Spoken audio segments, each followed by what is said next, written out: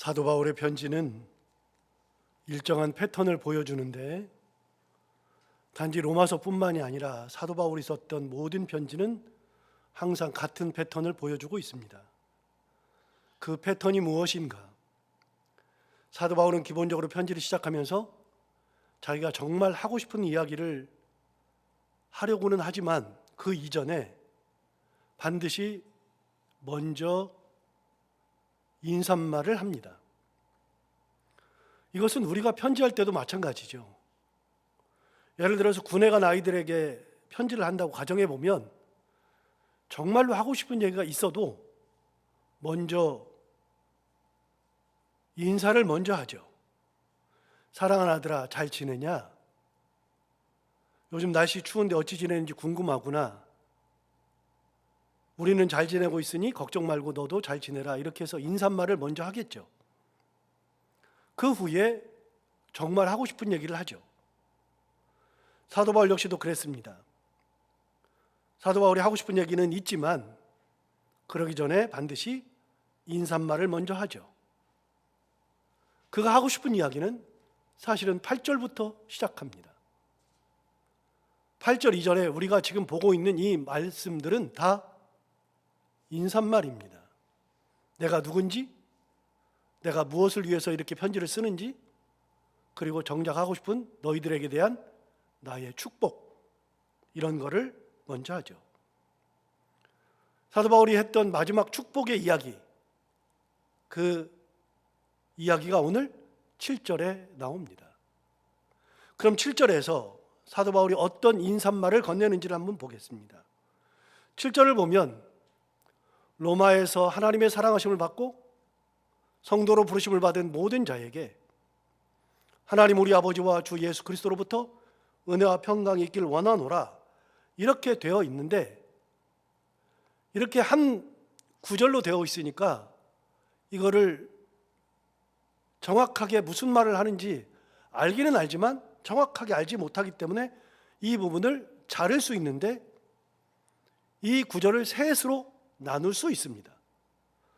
이 부분을 셋으로 나누면 첫 번째, 로마에서 하나님의 사랑하심을 받고 성도로 부르심을 받은 모든 자에게, 두 번째, 하나님 우리 아버지와 주 예수 그리스도로부터, 그리고 마지막으로 은혜와 평강이 있기를 원하노라, 이렇게 이야기를 하는 겁니다. 이 편지를 받는 로마에서 신앙생활하는 모든 자들, 그들이 누구냐? 하나님의 사랑하심을 받고 성도로 부르심을 받은 자들이죠. 그리고 정작 하고 싶은 이야기는 은혜와 너희들에게 은혜와 평강이 있기를 원한다 하는 내용입니다. 그럼 은혜와 평강은 어디서 오느냐? 하나님 우리 아버지와 주 예수 그리스도로부터 은혜와 평강이 오는 거죠. 그러면 먼저 이 내용들 중에 이 편지를 받는 사람들, 그 사람들이 누구냐? 1번 첫 번째 내용을 다시 보시면 로마에서 하나님의 사랑하심을 받고 성도로 부르심을 받은 모든 자라고 이야기를 했습니다. 그들이 누구인가? 사도 바울이 마음을 다해서 은혜와 평강이 있기를 원하는 그런 사람들, 그렇게 축복하고 싶은 대상의 사람들이 로마에서 하나님의 사랑하심을 받고 성도로 부르심을 받았다, 그런 자들이다 하는 얘기입니다.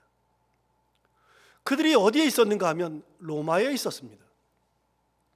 로마가 어디입니까? 당대 로마에 사는 것은 대단한 특권이었죠. 아무나 로마에 살 수 없었는데 귀족이라 할지라도 로마에 살 수는 없었습니다.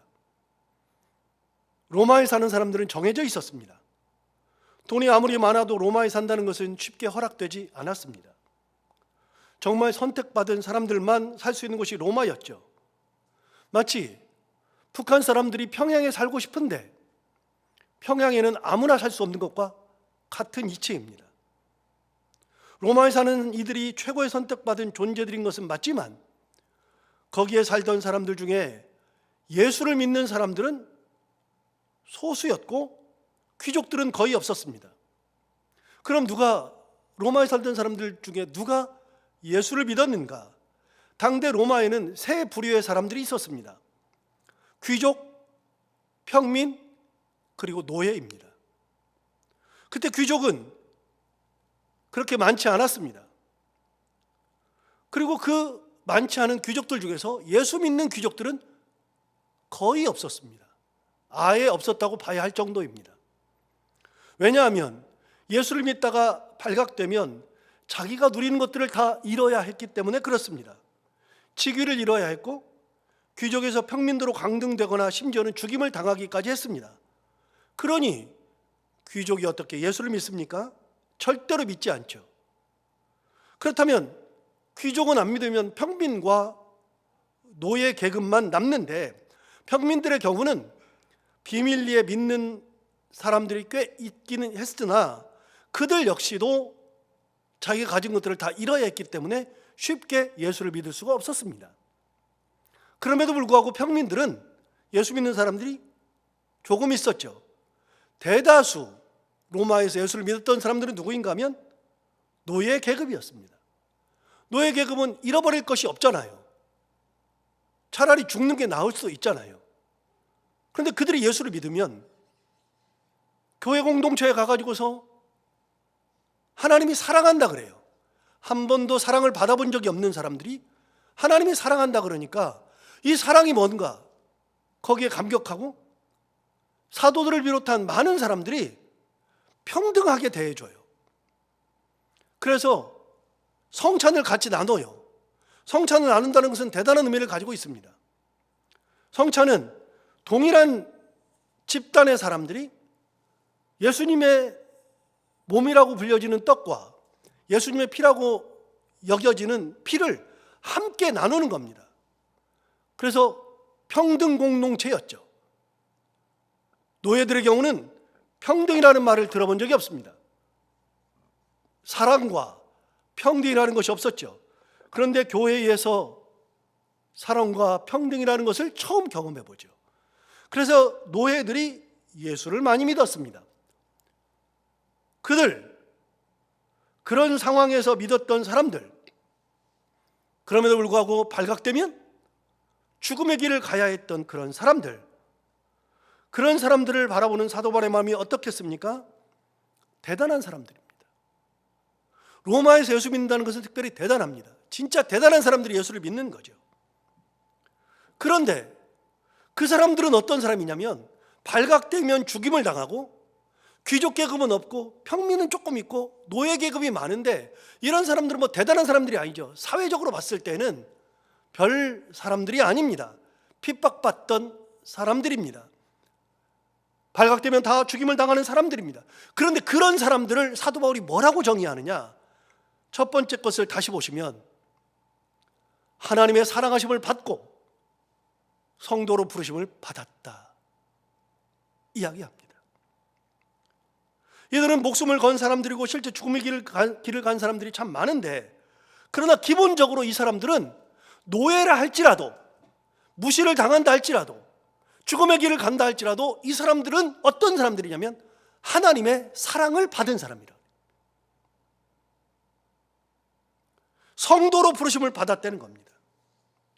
여러분, 둘 다 어떤 용어를 썼냐면 받았다고 이야기합니다. 이 사람들은 받은 겁니다. 뭘 받았느냐? 하나님의 사랑하심을 받았고 성도로 부르심을 받았다는 겁니다. 우리 2주 전의 설교로 돌아가 보면 사도 바울은 자기 자신을 소개할 때 예수 그리스도의 종이라고 하면서 뭐라고 했냐면 동시에 사도로 부르심을 받았다라고 1절에서 이야기를 했습니다. 너무나 자랑스럽게 자신을 소개했는데 자기는 종이요 사도이지만 종은 진짜 되기 싫지만 자기가 자발적으로 종이 된 겁니다. 내가 종의 길을 가는 겁니다. 이거는 누가 시켜서 하는 것이 아니라 내가 가는 겁니다. 그런데 사도가 되는 것은 아무나 되는 것이 아니죠. 하나님으로부터 부르심을 받아야 하죠. 그래서 사도 바울은 자기 자신을 부르심을 받은 사도도 받았다고 이야기했습니다. 사도는 반드시 하나님의 은혜가 있어야 하죠. 하나님께서 부르셔야만 하죠. 내가 되고 싶어서 되는 것이 아니라 100% 하나님의 부르심을 받아야만 되는 겁니다. 그렇기 때문에 사도 바울은 자기 자신을 자부심을 가지고 그렇게 소개하고 있는 겁니다. 사도 바울은 자기를 사도로 부르심을 받았다고 소개하는 것처럼, 하나님의 은혜에 은혜에서 이거 내가 받았다고 소개하는 것처럼, 로마에 있는 성도들도 비록 사회적으로는 노예 계급이요, 천대받는 사람들이요, 죽음의 길을 가는 사람들이지만 그들도 받았다고 이야기합니다. 하나님의 부르심을 받았다, 성도로 부르심을 받았다. 그런데 사도 바울이 받았다는 표현을 굉장히 많이 합니다. 지금까지 본 1절부터 7절에 받았다는 표현을 굉장히 많이 하는데, 다시 1절로 돌아가서 보시면 우리 예수 그리스도의 종 바울은 사도로 부르심을 받았다라고 소개하고 있죠. 5절에서도 그렇게 소개합니다. 그로 말미암아 우리가 은혜와 사도의 직분을 받았다. 6절에서도 마찬가지입니다. 너희도 그들 중에서 예수 그리스도의 것으로 부르심을 받은 자니라. 오늘 7절에서도 로마에서 하나님의 사랑하심을 받고 성도로 부르심을 받았다라고 이야기합니다. 사도 바울은 끊임없이 받았다고 말합니다. 사도로 부르심을 받았고, 은혜로 그걸 받았고, 예수 그리스도의 것으로 부르심을 받았고, 하나님의 사랑을 받았고, 성도로 부르심을 받았고, 하나부터 열까지 사도 바울은 예수 믿는 자들은 다 받았다고 이야기합니다. 이런 측면에서 생각해 보면 로마에서 예수 믿는 이들은 예수 믿다 죽음의 길을 가는 것이 정해져 있고, 자기의 것을 다 이를 최악의 상황을 맞닥뜨리는 상황임에도 불구하고 예수 믿는다는 것 자체는, 신앙을 가진다는 것 자체는 하나님의 사랑하심을 받은 겁니다. 성도로 부르심을 받은 겁니다. 여러분, 이것이 진짜 아이러니한데요. 사도 바울이 보기에는 그런 곳에서 예수를 믿는 성도가 된 것이 최악의 상황에서 살아가지만 하나님의 사랑을 받았기 때문이라는 거죠. 사회적으로는 그런데 하나님 앞에서는 하나님의 사랑하심을 받고 하나님의 자녀가 된 겁니다. 핍박을 받아도, 모든 것을 다 잃어도, 죽임을 당해도 그것은 하나님의 사랑을 받았기 때문에 핍박도 받고 죽음의 길을 가고 모든 것을 다 잃을 수 있다는 겁니다. 하나님의 사랑을 받지 않은 자들은 그 길을 갈 수 없는 거죠. 하나님의 사랑을 받은 자만이 그 길을 갈 수 있는 겁니다. 그러니까 이것이 얼마나 귀한 것인가. 너희들이 성도로 부르심을 받은 것은 귀한 거다 라는 이야기를 하는 겁니다. 여러분, 뭐가 귀하죠? 진짜 귀하면 손해를 봐도 그걸 얻으려고 합니다. 이미 얻었다면 많은 것을 잃어도 지키려고 합니다. 여러분, 귀한 것이 있으면요, 그걸 위해서 지키려고 합니다. 다른 걸 잃어도 그거는 꼭 지키려고 하죠. 너무 극단적인 예일지는 모르지만, 예를 들어서 내 아이가 백혈병이 걸려서 죽어간다. 어떡합니까? 여러분, 백혈병을 치료하려면 보통 많은 돈이 들어가는 것이 아닙니다. 거기다가 만약에 신약이 개발이 되었다 그러면 신약은 의료보험 체계 안에 안 들어가 있으니까요, 약을 새로 쓰라 그래요. 이 약이 좋은 약이다, 새로 나왔다. 그게 몇 년이 지나면 그게 의료보험 체계로 들어가서 약값이 싸지는데, 그런데 신약이 개발되고 외국에서 들어올 경우에는 그걸 다 줘야 되기 때문에, 돈을 다 줘야 되기 때문에, 만약에 의료보험 체계로 들어가면 우리가 의료보험 이제 보험료를 낸 거에서 이제 그 돈을 해주기 때문에 약값이 싸지지만, 의료보험 체계에 들어가지 않으면 굉장히 비싸니까요. 그러니까 그걸 하면 한 번 투약하는데 500만 원, 1000만 원, 2000만 원, 3000만 원 드는 것들도 굉장히 많습니다. 몇 번, 한 두어 번 하면은 1억씩 들고 그 돈이 무지기수로 들어갑니다. 그러면 내 아이가 백혈병 걸렸고 내가 돈이 별로 없으니 너는 죽어, 그래요? 세상에서 가장 귀한 거는 내 아이 아니에요? 가장 귀한 걸 지키기 위해서는요, 다른 걸 잃어요. 잃어도 귀한 걸 지켜요. 그래서 내가 가지고 있는 돈, 전 재산을 다 드립니다. 은행에 있는 거를 다 끌고 모아서 아이를 치료하기 위해서 노력하죠. 그것도 안 되면 집을 팔아서라도 하죠. 내가 가지고 있는 걸 싹 다 팔아요. 그래도 안 되면 어떡합니까? 이제 나는 없네, 더 이상 안 되네. 그럼 끝이에요? 아니요. 어떤 수를 써서라도 해죠. 그럼 은행에 가서 돈을 빌려서라도 치료해야 되는 것이고, 그것도 안 되면 2금융권, 3금융권, 그리고 사채라도 써야죠. 주변에 있는 사람들한테 돈을 빌려야죠. 여러분, 귀한 것이 있으면 내 것을 잃어서라도 지키려고 하는 겁니다. 하나님의 사랑을 받았다는 것이 얼마나 귀한 것인가. 내가 잃는 것을 다 잃어도,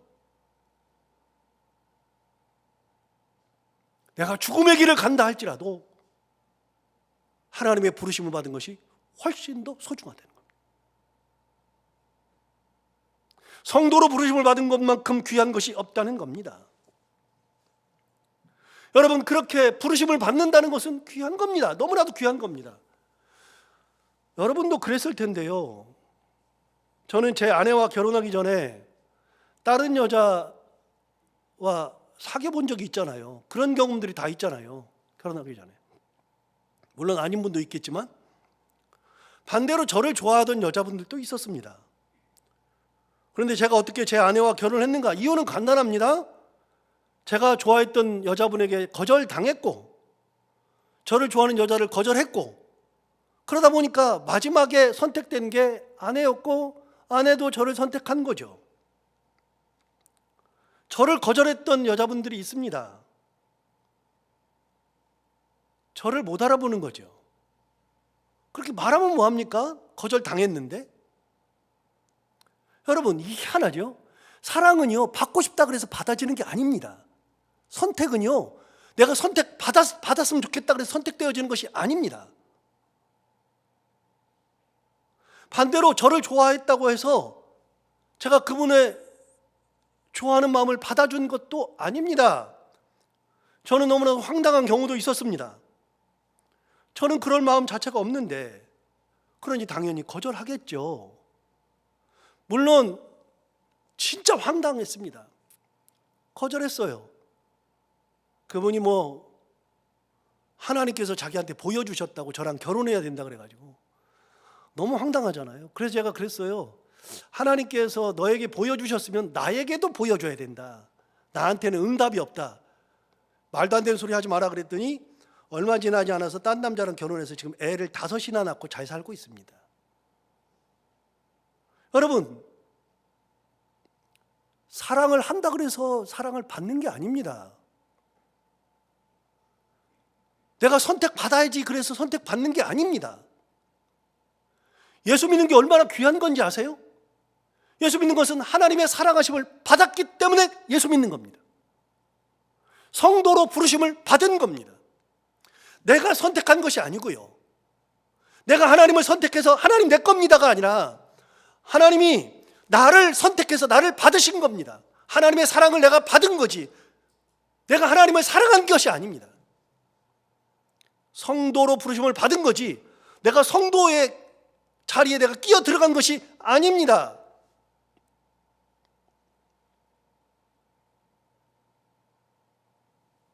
로마에 있는 이들이 아무리 핍박을 받고 잃는 것을 다 잃고 죽임을 당한다 할지라도 하나님의 사랑하심을 받은 이들이라는 것, 당신들은 지금 로마에 있으면서 가장 많은 핍박을 받으면서 예수 믿으면 언제 잡혀 죽일지 모르면서 잃는 것은 다 잃어야 되면서, 그럼에도 불구하고 여러분들은 하나님의 사랑을 받은 자들이다. 우리는 다 하나님의 선택하심, 사랑하심을 받은 거죠. 얼마나 귀한 겁니까? 여러분, 성도로도 부르심을 받았답니다. 성도라는 것은 거룩할 성자의 무리도니까 거룩한 무리로 부르심을 받은 거죠. 성도라는 말은 굉장히 귀한 말입니다. 교인이 아닙니다, 여러분. 교인은요, 교회의 사람입니다. 교인은 별로 중요한 거 아닙니다. 여러분, 예수 믿으면서 나는 교인입니다, 그 말은 별로 의미 없어요. 예수 믿으면서 중요한 말은요, 성도라는 말이에요. 거룩한 무리. 여러분, 교인이지만 성도가 아닌 사람 많아요. 여러분, 성도여야 합니다. 그런데 저는 설교를 준비하다가 영어 성경을 보다가 깜짝 놀랐습니다. 진짜로 깜짝 놀랐습니다. 저는 성도가 영어로 뭔지를 몰랐어요. 성도가. 그런데 성도를 영어 성경을 보니까 성도 그랬는데 성도가 뭔가 봤더니 saints예요. saints가 뭐냐? 우리가 성인을 이야기할 때, 성 어거스틴 할 때 그 성인이 saint입니다. saint. 성인이 뭐예요? 거룩한 사람이죠. 같은 말입니다. 성인과 성도는 같은 어근을 가지고 있더라고요.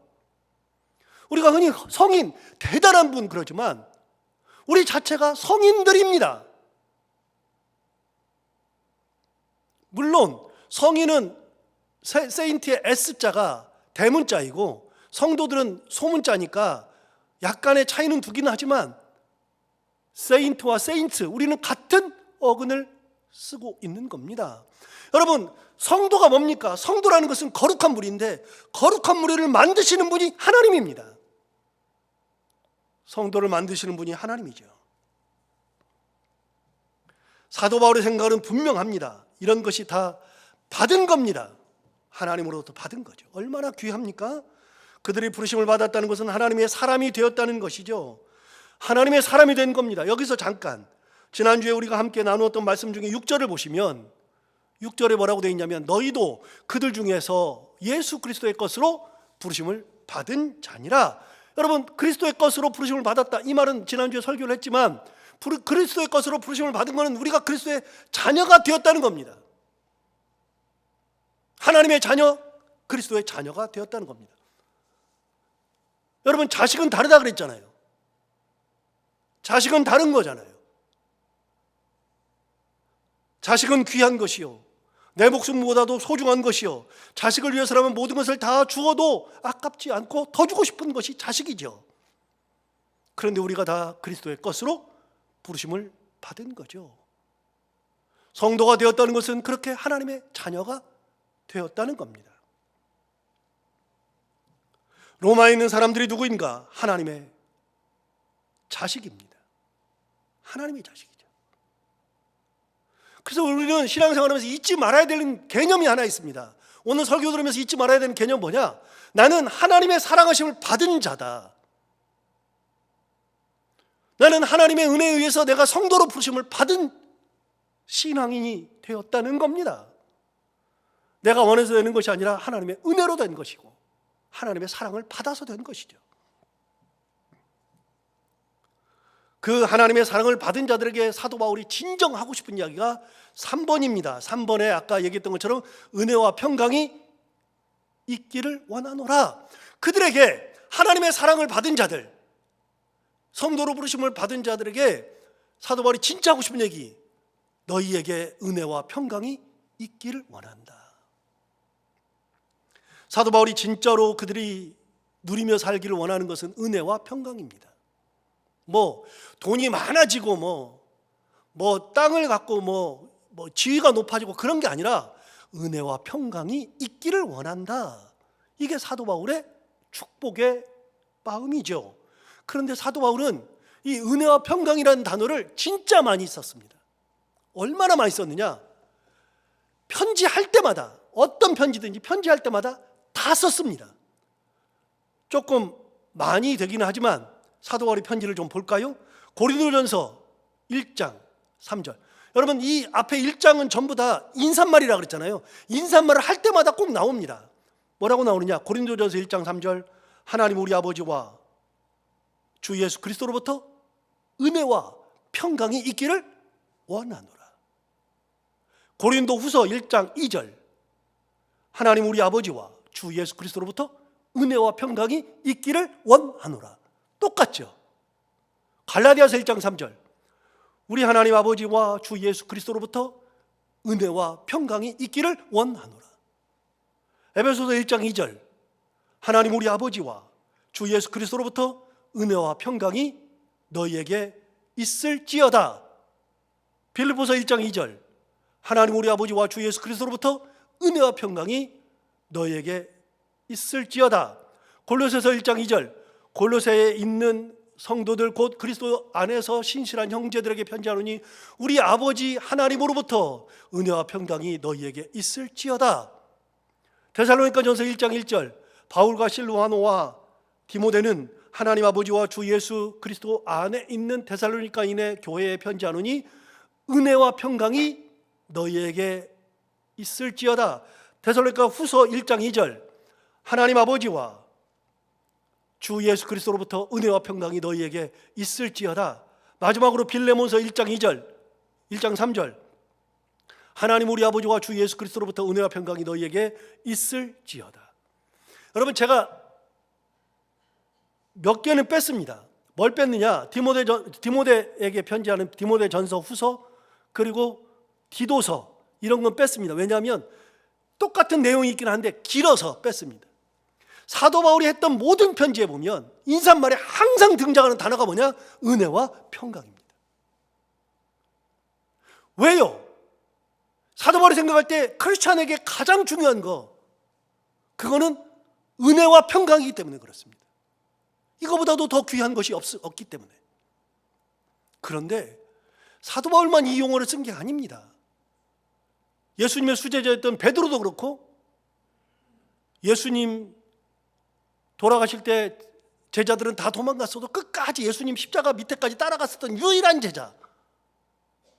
그래서 예수님의 십자가 밑에 있을 때 예수님이 십자가에 달려서 어머니에게 자기가 죽으니까 우리 어머니를 누구에게 부탁하나 하다가 그 어머니를 내가 자식인데 내 대신에 자식을 소개해 줬는데 그게 어머니 보소서 아들입니다 라고 했던 그 제자, 그 제자를 불러서 내 어머니다 라고 소개했던, 그래서 자기 대신에 어머니를 모시게 살고 있던 유일한 제자.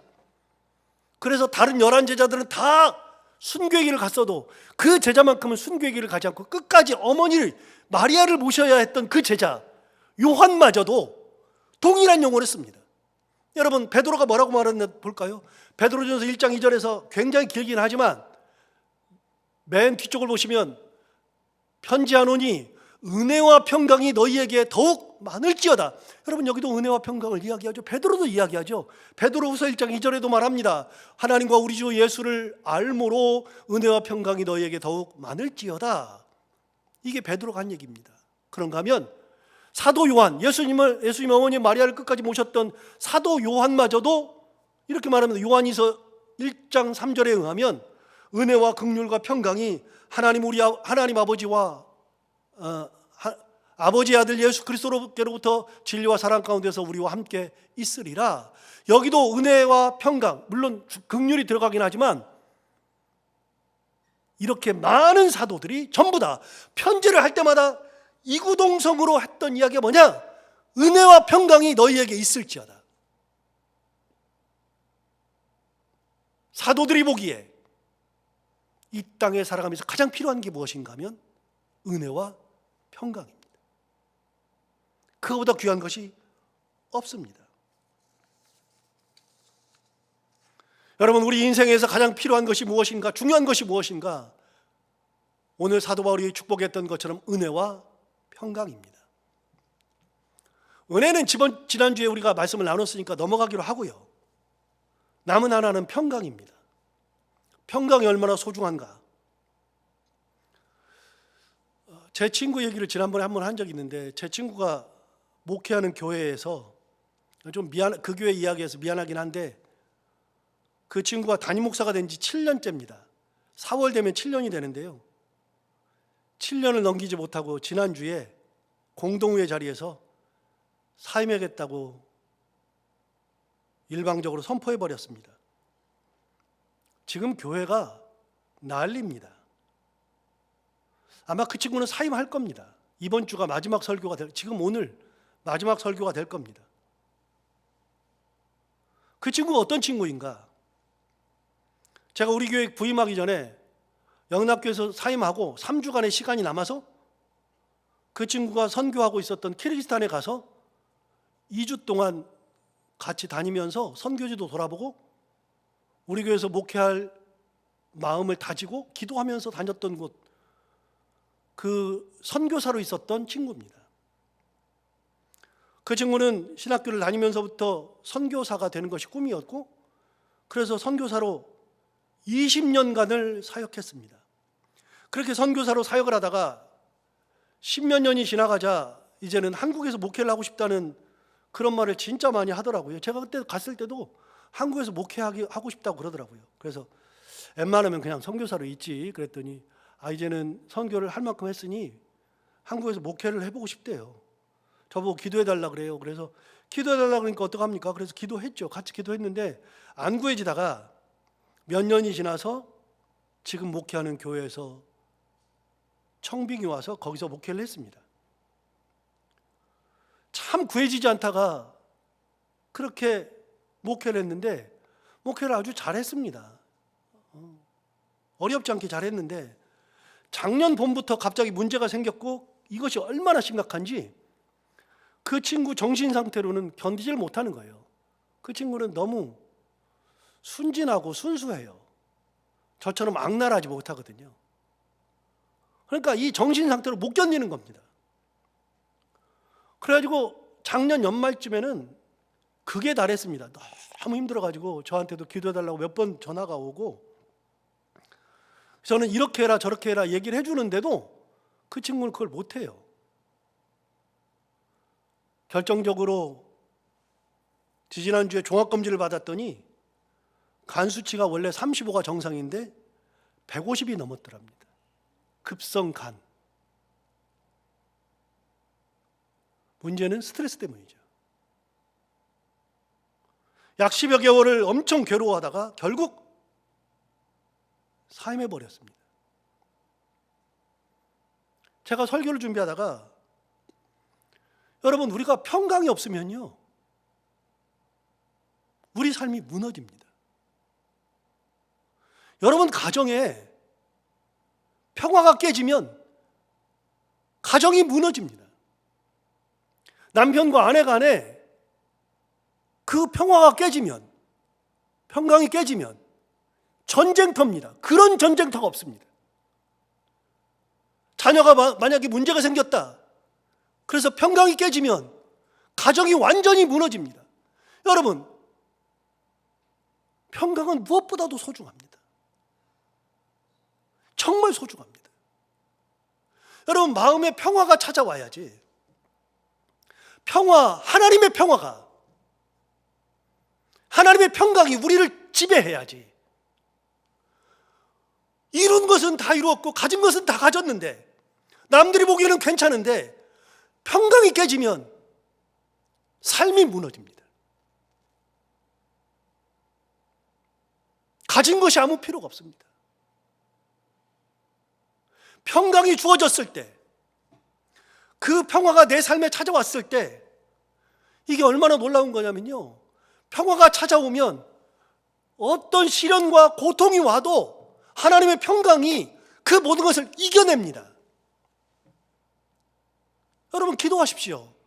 하나님, 우리 가정에 평강을 주옵소서, 우리 삶에 평강을 주옵소서, 내 자녀들이 가는 길에 평강을 주옵소서. 여러분, 제가 아는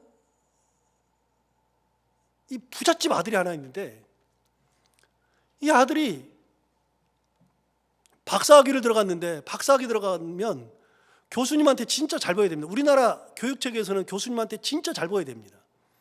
교수님이 오케이를 해야 되고 교수님이 잘 봐줘야 됩니다. 외국하고 좀 다릅니다. 교수님이 시키는 것은 해야 됩니다. 그래서 사실은 갑질하는 분들이 꽤 많아요. 박사학위를 들어갔는데 교수님한테 잘못 보였나 봅니다. 그래가지고 교수님이 박사 과정을 끝내는데 논문을 다 썼는데 트집 잡고 트집 잡으니까 2년, 3년, 4년 느려지는 거예요. 계속 친구들은 다 졸업해가지고서 여기저기 자리를 잡고 있는데 자기는 계속 박사학위 하고 있으니까 너무나도 힘든 거예요. 시키는 것은 막 이상한 것만 시키고 막 그러니까 이 아이가 나중에 어떻게 됐냐면 박사학위 하다가 돌아버렸습니다.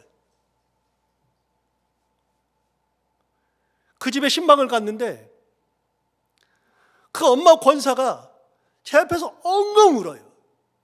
굉장히 부잣집입니다. 박사 한번 만들어 보겠다고 하다가 아이가 미쳐버렸습니다. 그걸로. 여러분, 우리 삶에서 평강만큼 중요한 게 뭐가 있어요? 갑자기 가슴이 벌렁벌렁 뛰는 것이, 여러분 공황장애가 오면은 삶이 무너지잖아요. 공황장애가 뭐예요? 갑자기 뭔가에 꽂혀서 그것 때문에 두려운 거예요. 밖을 못 나가요. 사람을 못 만나요. 생각만 하면 미쳐 죽어요. 안정이 안 돼요. 심장이 막 뛰는데요. 그 약을 먹어서도 잘 안 돼요. 그러니까 공황장애가 한 번 오면 그러면 집안에만 박혀 있어야 되고 아무 짓도 못하는 겁니다. 사람이 폐인이 됩니다. 여러분, 저는 인생에서 진짜 중요한 게 하나님께서 주시는 은혜, 이 은혜가 없으면 사람이 사는 게 너무나 힘들고요. 하나님의 그 평강이 내 마음을 주장하지 못하면, 평강이 주장하지 못하면 우리 삶이 무너지는 겁니다. 여러분 보세요. 평강이 있으면, 다시요, 평강이 찾아오면 어떤 일이 있어도 평강이 그걸 다 이겨냅니다. 어려움이 없어요. 하나님의 평강이 다 이겨요. 고난 이겨요. 역경 이겨요. 어려움 이겨요. 저도 가끔 느끼지만요, 마음에 평화가 없잖아요. 강대상에 못 서요. 미치겠어요. 서긴 서야 되니까 서는데요, 평화가 사라지면요, 강대상에서 서서 설교하고 나면 제 사무실에 가서 딱 앉으면 너 뭐 하는 짓이냐라는 생각이 진짜 많을 때가 있어요. 여러분, 목사도 평강이 없으면 그래요. 제 친구 그렇게 지가 목사가 여기 목회를 하고 싶다 그러다가 7년 만에, 7년 채우기 4월이면 7년인데 7년도 못 채우고 사임해 버렸어요. 교회 지금 난리예요. 여러분, 인생에서 가장 중요한 게 뭐예요? 사도 바울이 얘기했어요. 베드로가 얘기했어요. 사도 요한이 얘기했어요. 여러분, 이 모든 사람들이, 이 하나님의 예수 그리스도의 제자들이 왜 도대체 끊임없이 은혜와 평강을 이야기할까요? 그들은 인사를 할 때마다 다른 얘기 할 거 많잖아요. 인사말에 다른 거 할 거 많잖아요. 건강해라, 잘 이겨내라, 힘내라, 그런 얘기 할 거 많잖아요. 그런데 그런 얘기 안 한다니까요. 딱 두 얘기 한다니까. 은혜와 평강이 너희에게 있을지어다. 왜 그런 얘기 할까요? 이것만큼 중요한 게 세상에 없으니까 그래요. 가장 중요하니까요. 예수 믿으면서 가장 중요한 게 은혜와 평강이에요. 그래서 저는 여러분들에게 선포합니다. 여러분의 가정에, 여러분의 삶에, 여러분의 자녀들에게 하나님이 주시는 은혜와 평강이 가득하기를 기원합니다.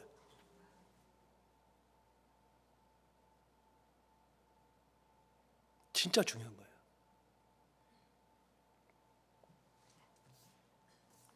그럼 사도 바울이 말하는 은혜와 평강은 어디서부터 오는가? 2번에 보시면 이렇게 말했습니다. 하나님 우리 아버지와 주 예수 그리스도로부터. 은혜와 평강 누구한테 와요? 하나님으로부터, 예수 그리스도로부터. 여러분, 사도 바울이 누구죠? 사도 바울은요, 로마 사람들이 한 번이라도 꼭 만나보고 싶어. 설교를 한 번이라도 듣고 싶어. 진짜 멀만치라도 한번 보고 싶어. 정말 위대한 분을 한번 보고 싶어요. 대단한 분이에요. 그런데 그 사도 바울이한테 안 되니까 편지라도 받는 거 아니에요? 사도 바울은 로마 교회를 개척한 적도 없고 이 성도들 알지도 못하는데 편지 보내잖아요. 고린도에서 보내잖아요, 지금 이게. 그러니까 만나본 적도 없고 가본 적도 없는 그곳에다 편지를 보내. 그 편지를 받는 로마 성도들이 왜 편지를 받으면서 좋아해요? 왜 그걸 읽어요? 사도 바울은 귀한 분이니까, 대단한 분이니까, 만나고 싶으니까. 아무리 귀해도요, 사도 바울도 은혜와 평강을 못 줘요.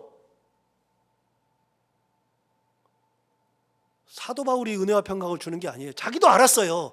그럼 이렇게 말해야죠. 내가 너희에게 은혜와 평강을 주노라. 그래야죠. 사도 바울 그렇게 얘기한 적이 없어요. 은혜와 평강은 하나님 거예요. 예수님 거예요.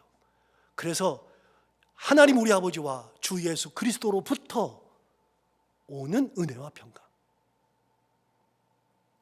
그래서 여러분, 제가 아까 여러분에게 선포한다 그랬잖아요. 여러분의 삶에, 여러분의 가정에, 여러분의 자녀들에게, 여러분이 있는 모든 곳에 하나님께서 주시는, 예수 그리스도께서 주시는 은혜와 평강이 있기를 기원합니다. 축원합니다. 이렇게 선포하는데, 여러분 보세요. 제가 주겠습니다를 못하는 거예요. 제 거 아니니까. 저는 목사지만 그거를 기원할 뿐이죠. 축원할 뿐이죠. 하나님 겁니다. 그래서 하나님의 은혜와 평강이 우리의 삶과 우리의 자녀들의 삶과 우리의 가정의 삶을 지배하셔야 되는 거예요. 이것만큼 소중한 게 있느냐? 없다. 없다. 사도 바울 참 대단하지 않아요? 설교를 준비하면서 또 한 번 느낍니다. 이런 인사를 한다? 그런데 로마서에만 이런 인사가 있는 게 아니라 다 있다? 베드로도 그랬다. 요한도 그랬다. 은혜와 평강은 진짜 중요한 거구나. 그래서 여러분 기억하십시오. 우리의 삶에 가장 필요한 거, 중요한 게 뭐라고요? 딱 두 개만 얘기하면 은혜와 평강입니다. 그런 은혜와 평강이 우리의 삶에 가득하기를, 여러분의 삶에 가득하기를 기원합니다. 기도하겠습니다. 하나님 아버지 감사합니다. 오늘 귀한 말씀, 사도 바울이 로마 교회 성도들에게 했던 인사말 속에 나오는 이 귀한 말씀을 통하여 은혜와 평강이 얼마나 소중한 것인지 다시 한번 깨닫게 해주셔서 감사합니다.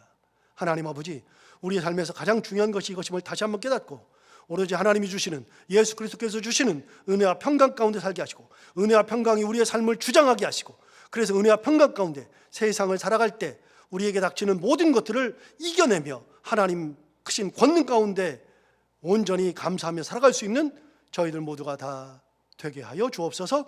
예수님 이름으로 기도하옵나이다. 아멘.